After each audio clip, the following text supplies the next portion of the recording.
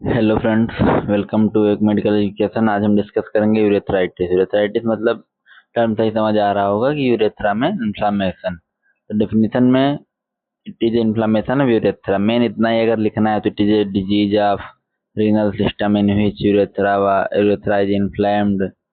आगे का रीजन लिख दो, बिकॉज ऑफ कुछ भी। तो यूरेथ्राइटिस इसमें देखो क्या होता है, डायग्राम में पहले समझने की कोशिश करोगे तो आ जाएगा। देखो इसमें जो डायग्राम दिखाया गया है, इसमें ब्लैडर के नीचे यूरेथ्रा, प्रोस्टेट ग्लैंड के नीचे देखो यूरेथ्रा में हल्का सा इन्फेक्शन दिखाया गया। इन्फेक्शन या इन्फ्लेमेशन, उसी को बोलते हैं यूरेथ्राइटिस।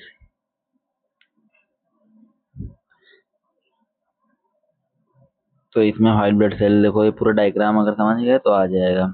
क्लासिफिकेशन में गोनोकोकल यूरेथ्राइटिस। गोनोकोकल यूरेथ्राइटिस ये होता है, किससे कॉज होता है? Caused by N gonorrhoea, Neisseria gonorrhoea जिसे कहते हो, and transmitted by sexual contact. N gonorrhoea से होता है कॉज और सेक्सुअल कांटेक्ट से ये ट्रांसमिट होता है। Inflammation of urethral meatus or orifice occur with burning on urination. जो इन्फ्लामेशन है यूरेथ्रल मीटस का या तो फिर ओरिफिस का, occur with during on urination. ये बर्निंग सेंसेशन होगा यूरिनेशन के समय, जहाँ पे इन्फ्लामेशन होगा। A purulent discharge appear 3 to 14 days after sexual exposure. जो पुरुलेंट डिस्चार्ज होता है वो 3 से 14 दिन बाद दिखेगा सेक्सुअल एक्सपोजर में, आफ्टर सेक्सुअल एक्सपोजर के 3 से 14 दिन बाद। ट्रीटमेंट क्या होगा? Health education or information about prevention is very necessary. Systemic and topical antibiotics, sitz bath, especially with taking baking soda in water, high fluid intake. Non gonococcal urethritis में क्या होगा? caused by C. trachomatis. Symptoms are mild dysuria, scant to moderate urethral discharge. Treatment क्या होगा? Tetracycline and doxycycline.